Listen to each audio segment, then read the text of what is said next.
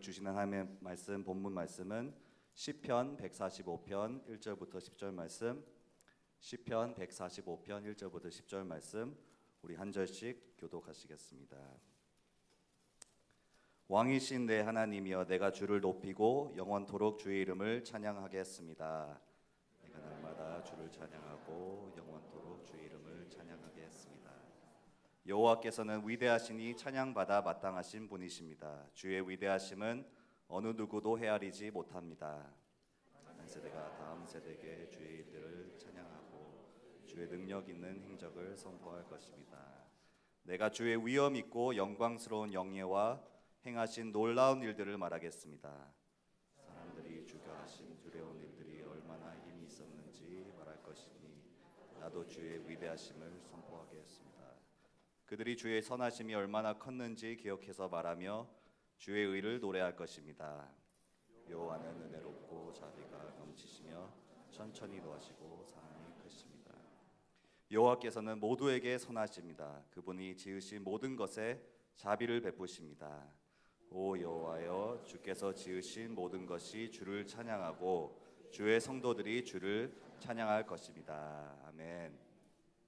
네, 오늘 주제의 말씀, 이제 주제가 위대한 인물을 키우라, 위대한 인물을 키우라. 굉장히 부담되는 주제였습니다. 처음 받았을 때 굉장히 마음속으로 당황스러웠는데, 제가 제 자신이 위대한 인물도 아니고 내 두 자식도 제대로 키우지 못하는데 무슨 위대한 인물을 키우라, 이런 부담스러운 주제를 주셨는지, 저번 이제 2주 전에 이제 신방을 갔는데 우리 이제 가족이 다 같이 갔어요. 가족이 다 같이 가가지고 그 집사님이 이제 우리 딸을 보면서 너무 이제 바지가 이쁘다, 막 beautiful pants 하면서 이렇게 이제 칭찬을 해줬는데, 그 타이밍에서 이제 제 딸이 이제 6살 됐는데, 제 딸이 thank you 이렇게 나와야 되는 타이밍인데 거기서 this is not pants 하면서 this is leggings. What are you talking about? You don't know anything. 뭐 이런 식으로 얘기를 하는 거야.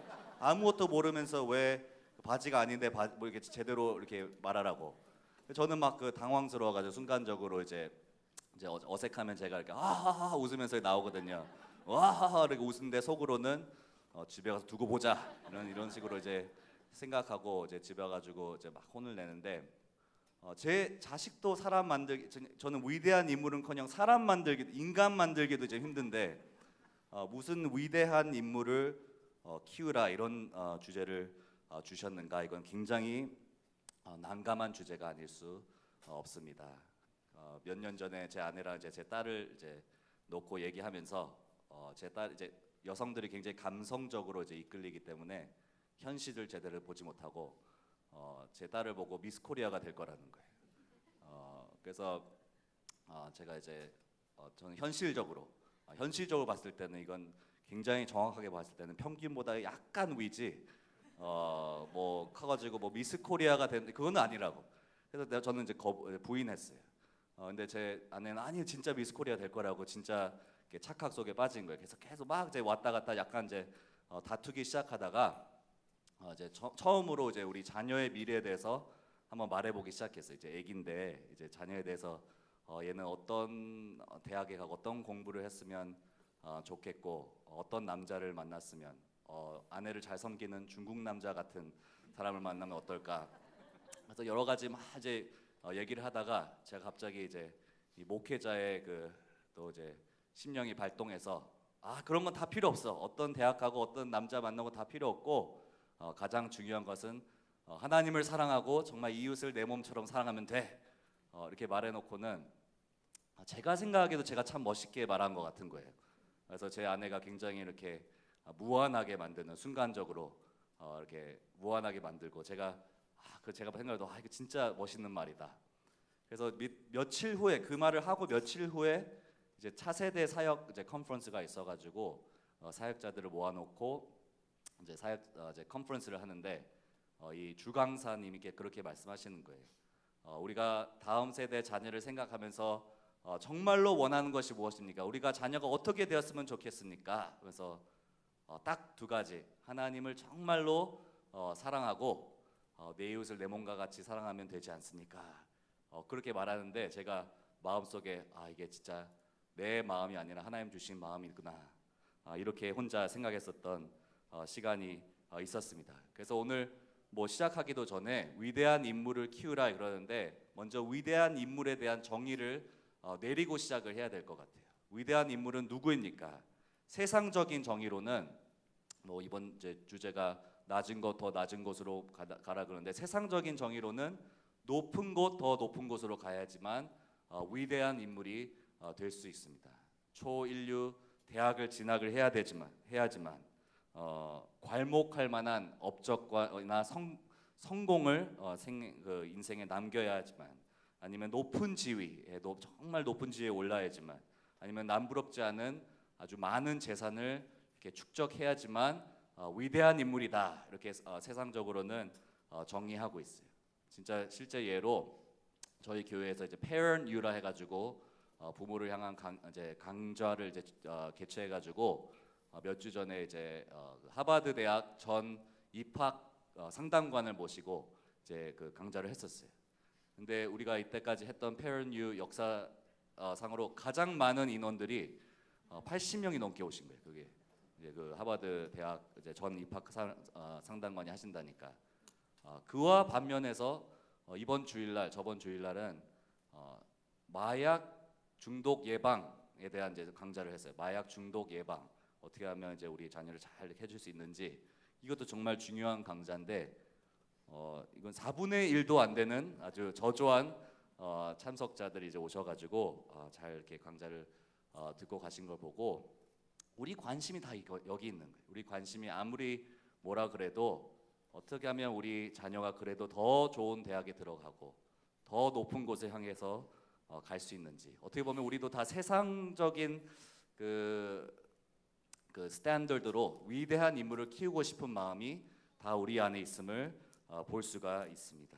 근데 성경에는 뭐라고 돼 있어요? 성경에 보면 성경에 대한 위대한 인물은 이 지금 제가 방금 말씀드린 조건들은 첫 번째 조건이 아니라 다 이 부수적인 거예요. 다 부수적인. 그러니까 성경적으로 봤을 때 위대한 부자도 있고 위대한 가난한 사람도 있고 아브라함처럼 부자도 있었고 아주 가난한 사람도 있었고 또 성경적으로 봤을 때 아주 높은 지위에 있는 다니엘 같은 사람도 있었고 아니면 아주 비천한 낮은 지위에 있는 사람도 있었고 또 아주 학업적으로 아주 성취한 사도 바울 같이 아주 성취한 사람도 있었고 또 그와 반면에 베드로처럼 아무것도 안 배운 이제 그 어부의 입장에 있었던 사람도 있었고 이게 다 이 조건들이 우리가 이렇게 중요하다고 생각하는 조건이 성경으로 봤을 때는 굉장히 부수적인 조건이었음을 우리가 볼 수가 있습니다. 그렇다면 성경적으로 봤을 때 위대한 인물, 정말 큰 사람은 어떻게 정의하고 있는가? 마태복음 20장 보시면 예수님께서 친히 큰 사람, 하나님 나라에서 큰 사람은 누구인지 우리 정의하고 있습니다. 우리 마태복음 20장 26절, 27절 말씀 우리 다 같이 한번 읽겠습니다. 시작. 너희는 그렇게 해서는 안 된다. 오히려 누구든지 너희 중에서 큰 사람이 되려는 사람은 너희를 섬기는 사람이 돼야 하고 누구든지 첫째가 되려는 사람은 너희의 종이 돼야 한다. 그래서 이 제자들이 서로 커지려 하고 서로 높아지려고 하고 서로 더 위대해지려고 하는데 예수님이 다시 정의를 내리시는 거예요. 너희들 중에 진짜 위대해지고 싶고 진짜 큰 사람 첫째가 되려고 하면 더 낮은 곳으로 가야 된다. 이게 가장 그냥 미천한 지위로 내려간다는 게 아니라 우리 자세, 종의 자세, 섬기려는 자세, 더 섬기는 사람이 진정으로 하나님 나라에서는 더 큰 사람이다. 이렇게 정의하고 있는 거예요. 그럼 우리에게 있는 질문은 어떻게 하면 우리 자녀로 하여금, 우리 다음 세대로 하여금, 아니면 내 순원으로 하여금, 내 일대의 동반자로 하여금 이러한 사람을 우리가 키울 수 있을까요? 우리가 어떻게 하면 하나님을 정말 사랑하고 어떻게 하면 이웃을 정말 사랑하고 어떻게 하면 더욱더 섬기는 사람으로 내 주변 사람을 영향력을 미칠 수 있을까요? 오늘 본문을 통해서 그 말씀을 보길 원합니다. 우리 1절에서 3절 말씀 한번 제가 먼저 읽겠습니다. 1절 3절 말씀. 왕이신 내 하나님이여 내가 주를 높이고 영원토록 주의 이름을 찬양하겠습니다. 내가 날마다 주를 찬양하고 영원토록 주의 이름을 찬양하겠습니다. 우리 3절 다 같이 읽겠습니다. 시작. 여호와께서는 위대하시니 찬양받아 마땅하신 분이십니다. 주의 위대하심은 어느 누구도 헤아리지 못합니다. 그래서 이 시편 기자가 이 145편에서 계속 고백하는 것은 딱 하나예요. 하나님은 위대하시다. God is great. 하나님은 위대하시다.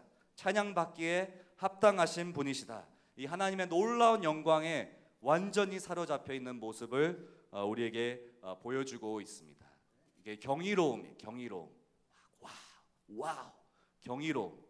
영어로 하면 wonder, astonishment, sense of awe. 그러니까 막 너무 놀라운 거예요. 어떤 어린아이가 평생 처음으로 놀이동산에 가면 막 처음으로 이런 꿈나라에 온 듯한 이제 기분이니까 막 눈이 막 이제 휘둥그레지면서 와 진짜 놀랍다. 이 어떻게 이런 데가 있을 수 있는가 하면서 이게 바로 경이로움이에요.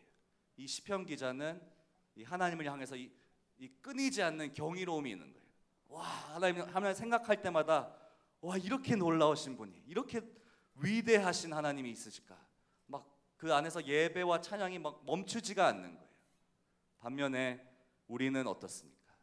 우리가 예배도 수없이 많이 참석하고 성경 공부도 많이 하고 그러지만 우리의 문제는 이 경이로움을 잃어버리게 되었어요. 하나님을 향한 그 이유는 익숙해졌기 때문입니다. 하나님의 영광이 익숙해져 버린 것입니다. 미술가들이 이제 사용하는 단어 중에 visual lethargy라는 이제 단어가 있는데 시각적으로 이렇게 게을러지는라는 이제 뜻하는데 예를 들어서 이제 운전하다가 막 아름다운 꽃을 본 거예요. 처음으로 본 거예요. 그럼 막 와 너무 꽃 아름답다, 너무 이쁘다.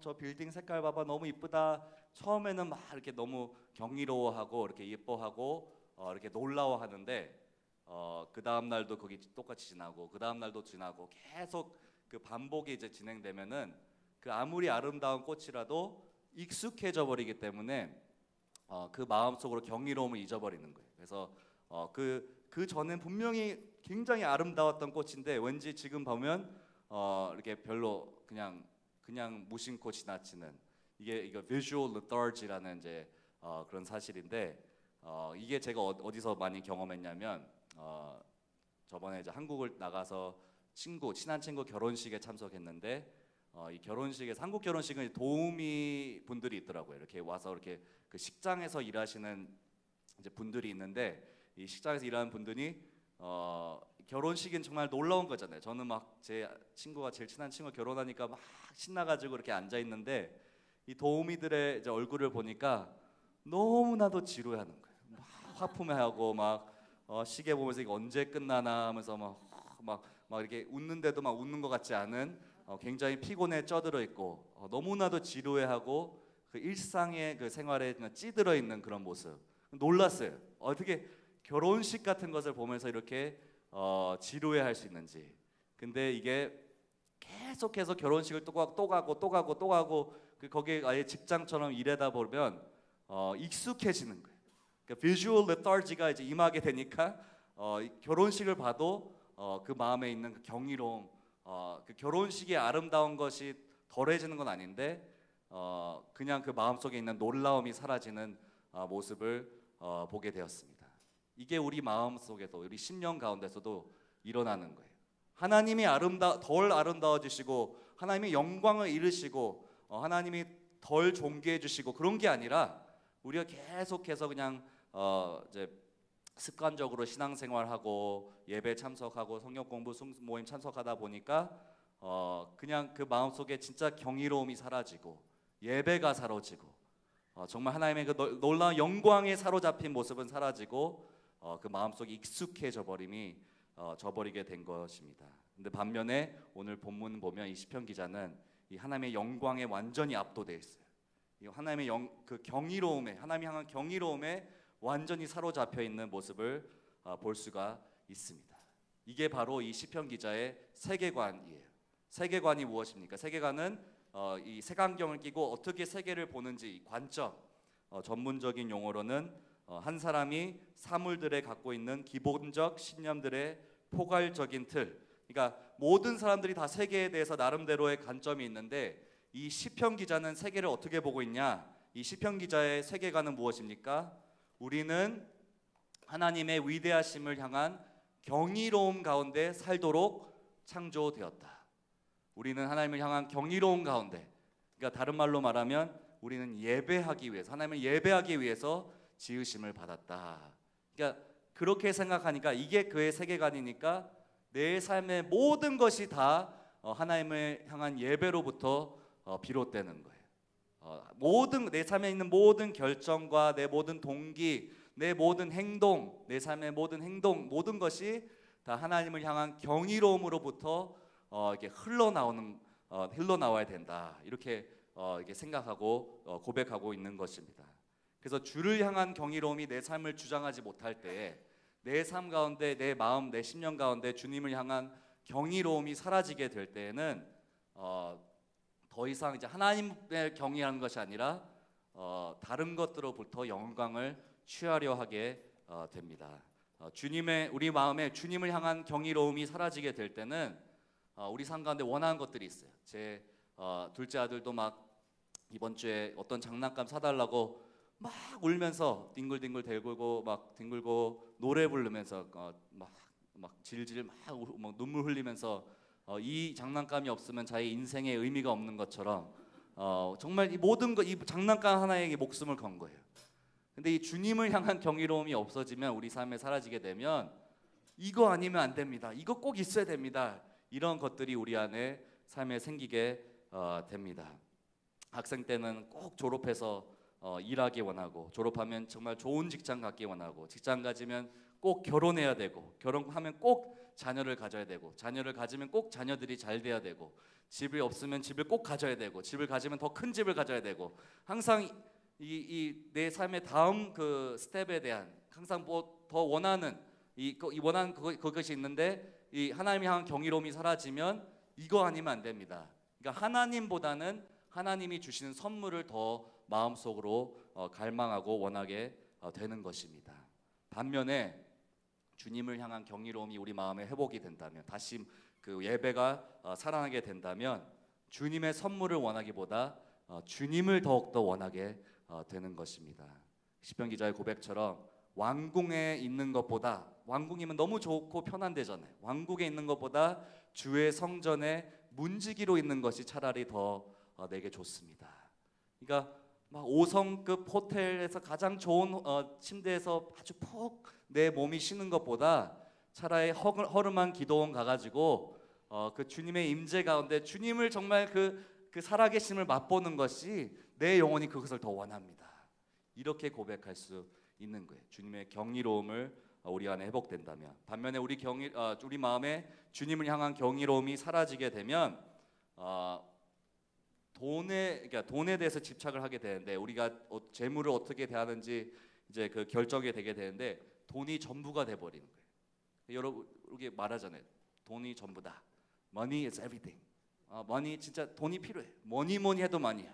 뭐 이렇게 돈을 항상 이렇게, 돈 얼마나 벌고, 돈이 항상 우리 관심사예요. 돈이 꼭 있어야 돼. 그래서 막 함부로 나눠주기도 싫고 꼭 킵해야 되고 베풀기도 싫고 돈이 전부가 돼버려요. 경이로움이 사라지면. 반면에 정말 우리 마음에 주님을 향한 경이로움이 막 다시 회복되기 시작하면, 예배가 회복되기 시작하면 어떤 일이 일어납니까? 가장 베풀 줄 아는 그런 사람이 돼요. 돈은 전부가 아니라 돈은 돈이 돼버리는 거예요. 돈은 돈이에요. Money is money. 그거 이상도 아닌 거예요. 그러니까 money는 money이기 때문에 그냥 이제 베풀 수 있고 나눠줄 수 있고, 잃어도 상관없는 그 대표적인 예로 삭개오가 이제 항상 돈은 전부다 그런 인생을 살던 삭개오가 그 예수님께서 오셔서 삭개오야 내가 너희 집에 머물러야겠다, 가장 아주 친밀한 그 교제를 이렇게 인정을 해주셨을 때, 그 하나님을 향한 경이로움이 그 삭개오 마음 가운데 회복되게 될 때 무슨 일이 일어납니까? 돈은 전부다해서 돈은 돈이구나, 그냥 돈은 돈이구나, 그러면서 막 재산을 막 나눠주기 시작하는 거예요. 그러니까 이거 예수님 인정받으려고 하는 것이 아니라 예수님 인정을 받았기 때문에, 놀라운 이 경이로움이 회복되었기 때문에 돈은 돈이구나, 그래서 돈을 막 나눠주기 시작하는 거예요. 반면에 우리 마음 가운데 경이로움이 사라지게 된다면 이제 하나님보다 다른 사람이 나를 어떻게 생각하는지가 더 중요하게 생각되게 되는 것입니다. 그래서 이 사람한테 잘 보여야 되고, 저 사람한테 잘 보여야 되고, 이 사람한테 잘 보여야 되고, 그래서 계속 눈치 보게 되고, 어떻게 하면 이 사람한테 인정을 받을 수 있을까? 어떻게 하면 더 신앙생활을 열심히 하는 듯 하면서 사람들한테 더 이렇게 칭찬을 받을 수 있을까? 그래서 막 그 사람들을 더 생각하게 되고 사람들의 인정을 더 구하게 됩니다. 반면에 그 우리 마음에 주님을 향한 경이로움이 회복되게 된다면, 진정한 예배가 회복되게 된다면 더 이상 사람 눈치 보지 않고 아주 겸손해지고 동시에 아주 담대해지는 거예요. 어떻게 하면 겸손해져요? 진짜 하나님 영광 앞에서 나는 진짜 아무 보잘것없는 사람이기 때문에 내 허물을 스스럼 없이 드러내. 나는 진짜 아무것도 아닙니다. 나는 진짜 제게는 뭐 자랑할 것이 하나도 없습니다 하면서 스스로 허물을 드러내는 동시에, 겸손해지는 동시에 담대해져. 그렇지만 하나님께서 그리스도 안에서 나를 인정해 주셨습니다. 이 엄청난 담대함과 겸손함이 우리 마음에 경이로움이 회복되게 동시에 다가오게 되는 것입니다. 또 마지막으로 주님이 향한 경이로움이 우리 마음에 사라지게 된다면 어떤 일이 일어납니까? 자녀들을 바라보면서 자녀가 잘 되기 원하는 마음은 누구나 다 있는데 이 자녀의 성공이 곧 나의 성공이다. 자녀의 성공이 곧 나의 성공이다. 동일시 여기게 됩니다. 그래서 자녀가 뭐 잘못하면 내가 창피하게 느끼고 그러니까 자녀가 잘 되면 내가 막 자랑스럽게 느끼고 그러니까 자녀의 성공과 나의 성공과 동일시 여기게 되는 거예요. 그래서 자녀가 잘 되기 원하는데 궁극적으로는 이게 나를 위해서, 내 체면을 위해서, 내가 자랑하기 위해서 자녀가 잘 되길 원하는 마음을 갖게 됩니다. 반면에 주님을 향한 경이로움이 내 마음 가운데 다시 회복되게 된다면 물론 자녀가 잘 되길 원하는 마음이 있어요.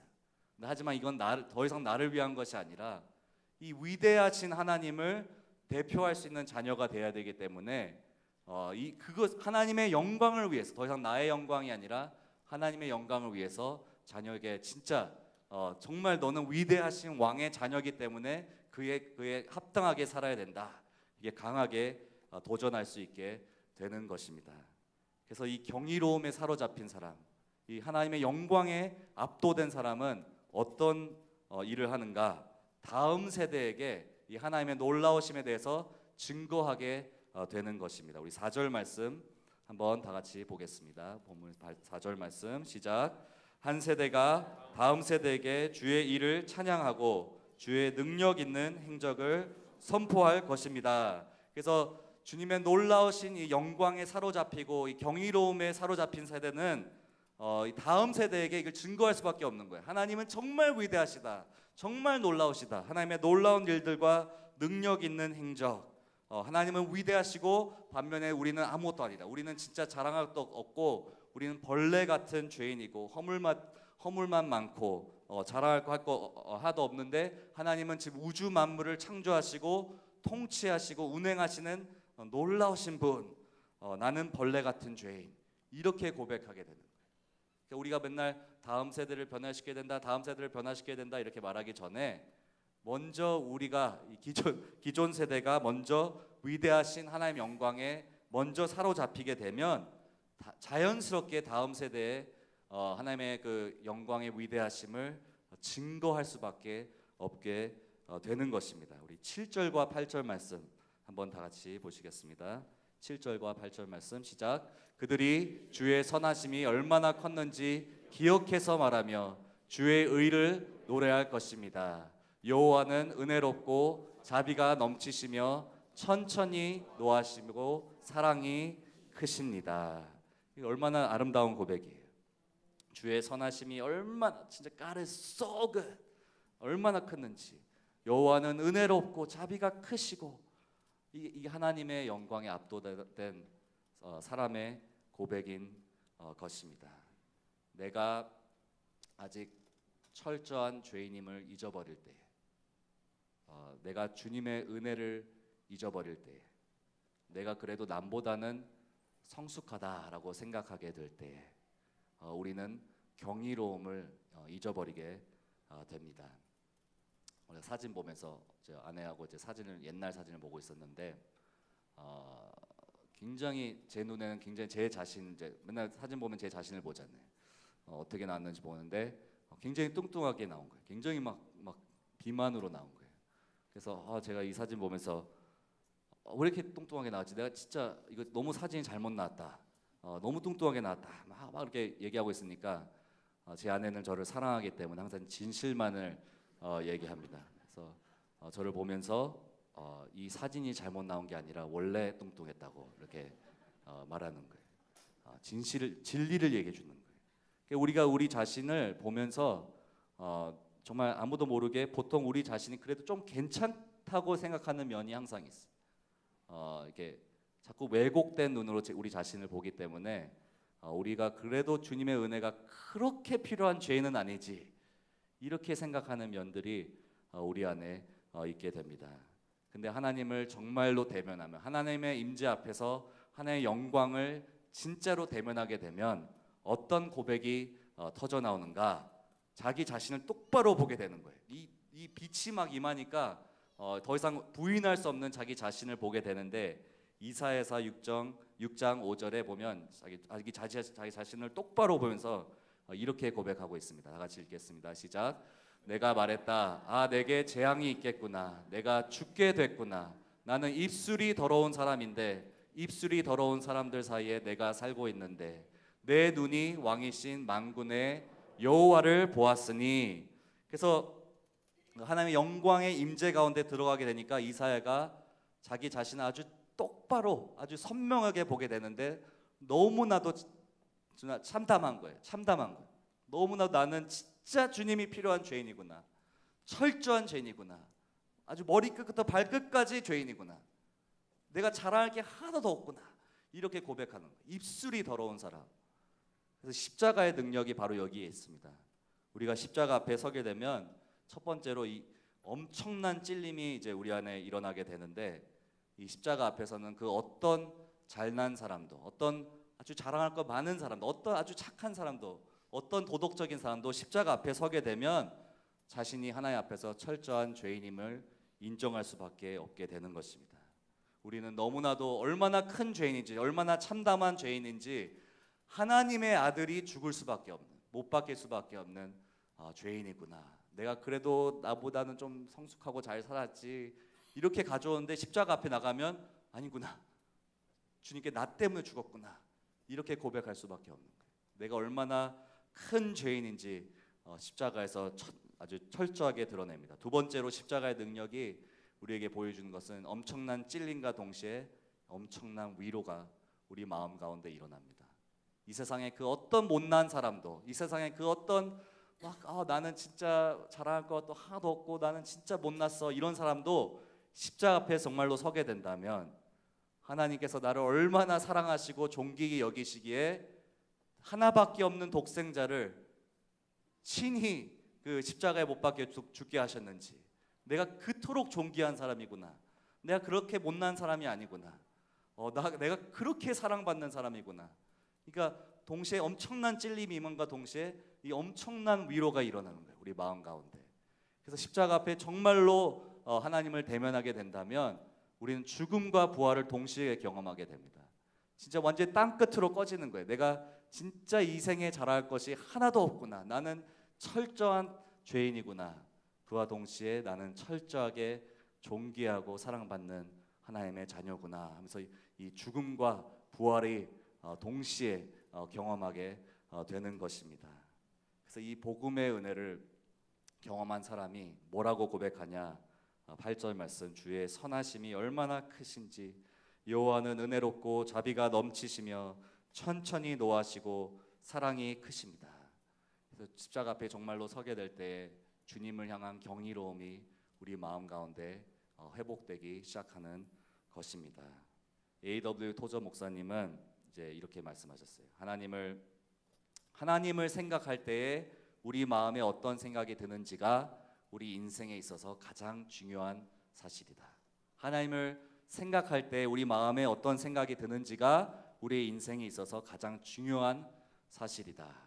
우리는 다음 세대 자녀를 생각할 때 너희가 중요한 건 지금 공부다. 학업의 성취를 이루어야 된다. 아니면 괄목할 만한 성공과 업적을 이루어야 된다. 이 직장을 꼭 이루어야 된다. 높은 지위에 올라가야 된다. 돈을 많이 벌어야 된다.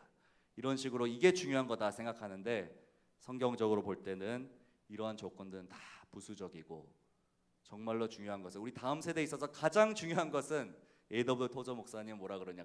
다음 세대에 있어서 가장 중요한 것은 하나님을 얼마나 예배하는지, 하나님을 얼마나 경이로워하는지, 놀라워하는지 이게 다음 세대 자녀에 있어서 또 우리 삶에 있어서 가장 중요한 사실이다 이렇게 고백하고 있습니다.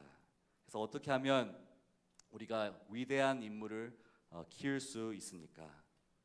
어떻게 하면 우리가 다음 세대로 하여금 위대하신 하나님을 바라보게 할 수 있습니까?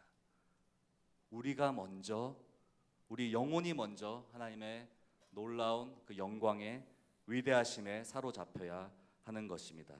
위대하신 하나님께 압도된 사람만이 다음 세대에 그분의 위대하심을 증거할 수 있습니다.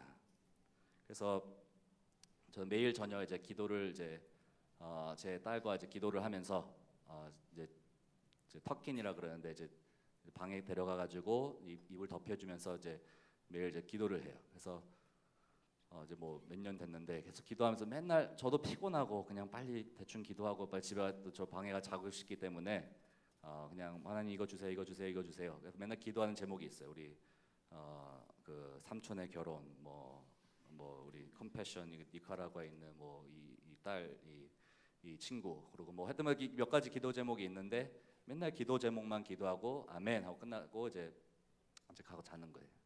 근데 제가 생각해 보니까 이게 너무 안 좋은 교육인 거예요. 자녀에 대해서 진짜 하나님을 향한 경이로움을 가르쳐야 되는데 그냥 단순히 기도하는 행위하는 것만 가르치고 있구나. 내 자신이 먼저 이 하나님을 향한 이 영광스러운 위대하심에 사로잡혀야 되는데 내가 그러지 못하고 있구나. 그래서 이제 최근에 이제 기도하면서 이게 막 하나님은 산타클로스가 아니니까 내가 뭐 이거 주세요, 이거 주세요 하는 기도 다 빼고 그냥 막 찬양하기 시작했어요. 이제 이 딸 손 잡고 그냥 하나님 진짜 정말 위대하신 분이십니다. 하나님 진짜 영광 받기에 합당하십니다. 우리 같은 이 보잘것없는 죄인, 이 위대하신 하나님께서 어떻게 나를 이렇게 사랑해 주시고 어떻게 아들을 보내주셨습니까? 이것만으로 족합니다. 막 제가 이거 기도하고 있으면 제 딸은 막 지루해 죽으려고 그러는 거예요. 막 자고 싶어가지고 그러다 어쩔 때는 막 잠들어 버리고 그러는데 저는 이게 딸이 지루하더라도 막 잠들어 버리더라도 단순히 하나님이 그냥 산타클로스처럼 이거 주십시오, 이거 주세요, 이거 주세요 이런 기도보다는 진짜 하나님이 얼마나 위대하신지, 얼마나 찬양받기에 합당하신 분이신지 정말 너무 그 놀라운 하나님에 대한 이 경이로움을 가르쳐주고 싶은 거예요, 자녀에게. 그래서 딸이 제가 미스 코리아 안 돼도 괜찮아요. 딸이 뭐 인류 대학 안 들어가도 괜찮고 뭐 최고의 연봉과 직장을 안 받아도 괜찮아요. 근데 제 마음속에 놓치고 싶지 않은 것은 진짜 부모로서 또 이 기존 세대로서 다음 세대에 이 놀라우신 위대하신 하나님의 경이로움에 대해서 내가 전하지 않으면 안 되겠다. 이것이 나의 사명이구나. 이렇게 이게 바로 우리의 사명인 것을 느끼게 되었습니다. 오늘 밤 혹시 정말 정신없고 바쁘고 분주한 삶 가운데서 혹시 우리 마음 속에서 익숙함 가운데서 하나님을 향한 경이로움을 잊어버린 분이 여기 계십니까? 혹시 정신없는 이 삶 가운데서 정말 그 하나님을 진짜 그 아름다움을 사모하고 주님을 진짜 갈망하고 원하던 그런 마음이 정말 이렇게 메말라 버린 듯한 그런 분이 혹시 여기 계십니까? 오늘 주님께 달려가십시오.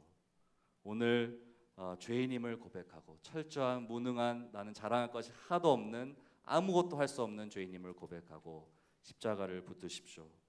그리고 경이로움을 회복해 해달라고 부르짖으십시오. 그렇게 만약에 한다면 우리 모두가 만약에 하나님의 영광에 압도되게 된다면 우리 모두가 하나님의 그 경이로움, 하나님 향한 경이로움에 사로잡히게 된다면 단순히 우리 세대가 뿐만 아니라 다음 세대가 하나님의 영광을 보게 되게 될 것입니다. 그리고 위대하신 하나님의 영광에 사로잡히시는 저와 여러분 되기를 주님의 이름으로 축복합니다.